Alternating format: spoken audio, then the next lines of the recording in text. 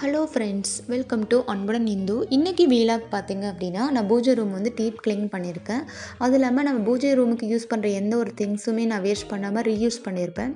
கண்டிப்பாக இந்த வீடியோ பார்த்திங்கன்னா உங்களுக்கும் ஒரு சில டிப்ஸ் வந்து தெரிய வரும். ஸோ வாங்க வீடியோக்குள்ளே போகலாம். எப்பயுமே வந்து பார்த்திங்கன்னா நான் மந்த்லி ஒன்ஸ் இந்த மாதிரி டீப் க்ளீன் பண்ணுவேன். அதுமாதிரி பூஜைக்கு எந்த பொருளும் நான் வேஸ்ட் பண்ணாமல் எப்படிலாம் ரீயூஸ் பண்ணியிருக்கேங்கிறத உங்ககிட்ட ஷேர் பண்ணியிருக்கேன். ஃபஸ்ட்டு வந்து எந்த ஒரு பூஜை இருந்தாலும் முடிஞ்சதும் இந்த பூவெல்லாம் வேஸ்ட் பண்ண மாட்டேன். ஃபஸ்ட்லாம் எனக்கு கொஞ்சம் டைம் இருந்தது. அதனால் வந்து இந்த பூவை நல்லா காய வச்சுட்டு நான் வந்து ஊதுவத்தி சாம்பிராணி செஞ்சு யூஸ் பண்ணிப்பேன்.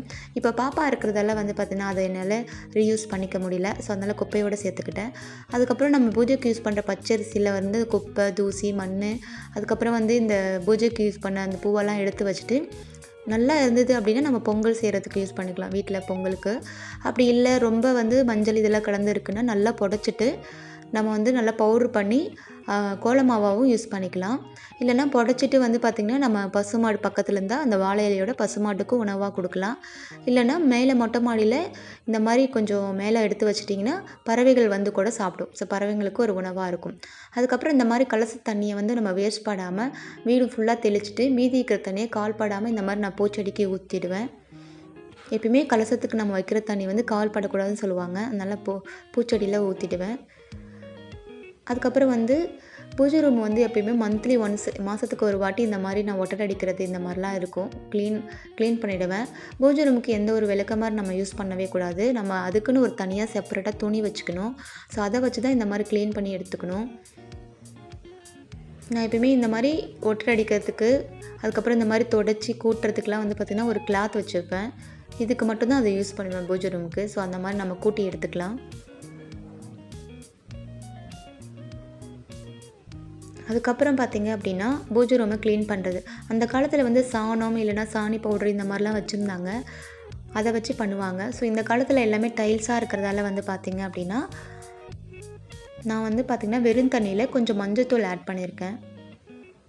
மஞ்சத்தூள் வந்து ஆன்டி ஆக்சிடென்ட்டு தான். அந்த காலத்தில் வீடெல்லாம் மொழுவாங்க சாணத்துலேயே. இப்போ வந்து பார்த்திங்கன்னா எல்லாமே டைல்ஸாக இருக்கிறதால நம்ம வீடு துடைக்கும் போது இந்த மாதிரி மஞ்சத்தூள் வந்து கொஞ்சம் கலந்து யூஸ் பண்ணிங்கன்னா ஆன்டி ஆக்சிடென்ட்டு நமக்கு நல்லா வந்து கொஞ்சம் ஹெல்த்தியாகவும் இருக்கும். அந்த மாதிரி தொடச்சி எடுத்துக்கோங்க. மந்த்லி ஒன்ஸ் வீடு வந்து க்ளீனாக இருக்கும். நம்ம பூஜை ரூமுக்கு கண்டிப்பாக மஞ்சத்தூளில் வந்து தண்ணியில் ஆட் பண்ணி நம்ம இந்த மாதிரி தொடச்சி எடுத்துக்கலாம். இன்றைக்கி பூஜை ஜாமான் நான் எப்படி விளக்க போகிறேன் அப்படின்னா இந்த மாதிரி பித்தாம்பரி பவுடர் நீங்கள் கடையில் கேட்டால் கிடைக்கும். அந்த பவுட்ரு கொஞ்சம் பேக்கிங் சோடாவும் ஆட் பண்ணிக்கிட்டிங்க அப்படின்னா நம்ம புளியோ இல்லை வந்து பார்த்திங்கன்னா செம்மண், செங்கல் பவுட்ரு இந்த மாதிரிலாம் நம்ம யூஸ் பண்ண தேவையில்ல. ரொம்ப ஊற வைக்கவும் தேவையில்லை. ஸோ இந்த மாதிரி கலந்து வச்சுக்கிட்டு பிதாம்படி பவுடரும் நம்ம பேக்கிங் சோடாவும் கலந்து வச்சுக்கிட்டு இந்த மாதிரி நம்ம எப்பயும் போல் பாத்திரம் வாஷ் பண்ணுவோம் இல்லைங்களா, அந்த மாதிரி வாஷ் பண்ணி எடுத்தாலே போதும். நல்லா அழுத்தி தேய்ச்சிங்கனாலே பாருங்கள் நல்லா பளிச்சுன்னு ஆகிடும்.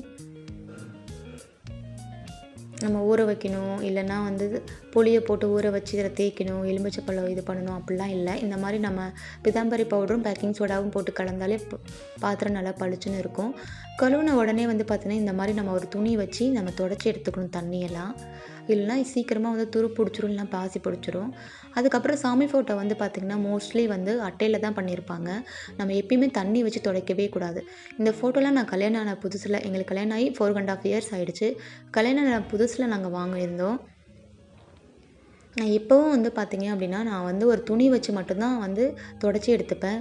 கிளாஸ்லாம் ரொம்ப வந்து அழுக்காக இருந்துச்சு அப்படின்னா நீங்கள் விபூதி இருக்கு இல்லைங்களா வீட்டில் அந்த விபூதியை வந்து நம்ம ஊதி விட்டு அப்படி தொடச்சி எடுத்துட்டாலே போதும், பளிச்சுன்னு ஆகிடும். நம்ம தண்ணி இந்த மாதிரி இறங்கிடுச்சு ஓரத்துலனா ஃபோட்டோலாம் வந்து சீக்கிரமாகவே வந்து ஆக ஆரம்பிச்சிடும். ஸோ வந்து தண்ணி இல்லாமல் வெறும் கிளாத் வந்து வச்சுக்கோங்க, தொடச்சி எடுத்துக்கோங்க. அதுக்கப்புறம் மஞ்சள் வந்து பார்த்திங்கன்னா மஞ்சள் குங்குமம் நம்ம சாமிக்கு வைப்போம் இல்லைங்களா தொடச்சதுக்கப்புறம் அதை கையில் வைக்காமல் இந்த மாதிரி இயர்பட்ஸ் வந்து நம்ம வீட்டில் இருக்கும் இல்லைங்களா அந்த மாதிரி கலந்து வச்சிங்க அப்படின்னா திடீர்னு வந்து ஏதாவது ஒரு வேலை இருக்குது இல்லை அடுப்பில் ஏதாவது வச்சுருக்கீங்கன்னா போயிட்டு ஆஃப் பண்ண வரும். இல்லைன்னா நம்ம கையில் வச்சுருந்தோன்னா கையை கழுவிட்டு தான் மறுபடியும் போய் மற்ற வேலையில் கவனம் செலுத்துகிற மாதிரி இருக்கும்.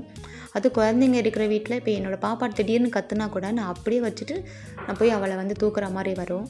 ஸோ இந்த மாதிரி நம்ம வந்து பர்ஸ் வச்சு யூஸ் பண்ணும்போது நமக்கு பிடிச்ச சேஃபும் நம்ம அந்த மாதிரி அழகாக பொட்டும் வச்சுக்கலாம். கையை வந்து பார்த்திங்கன்னா அழுக்காகாமல் இருக்கும்.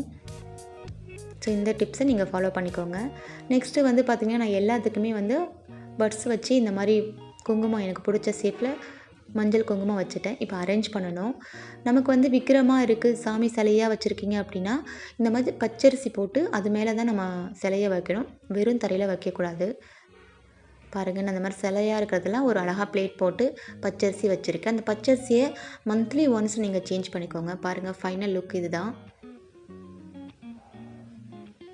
அதுக்கப்புறம் வந்து நான் டெய்லியுமே தீபம் ஏற்றுவேன்.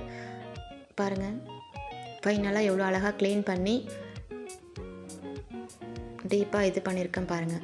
பச்சரிசி நம்ம வந்து கோலமாவாகவும் நம்ம கலந்து நம்ம யூஸ் பண்ணிக்கலாம். இந்த மந்த்லி ஒன்ஸ் சேஞ்ச் பண்ணுறீங்க இல்லைங்களா, அதெல்லாம் கொஞ்சம் பூச்சி பிடிச்சிருச்சு அப்படின்னா நல்லா புடச்சிட்டு நல்லா வந்து மிக்சியில் ஒரு அரை அரைச்சிங்கன்னா கோலமாவாகவும் யூஸ் பண்ணிக்கலாம்.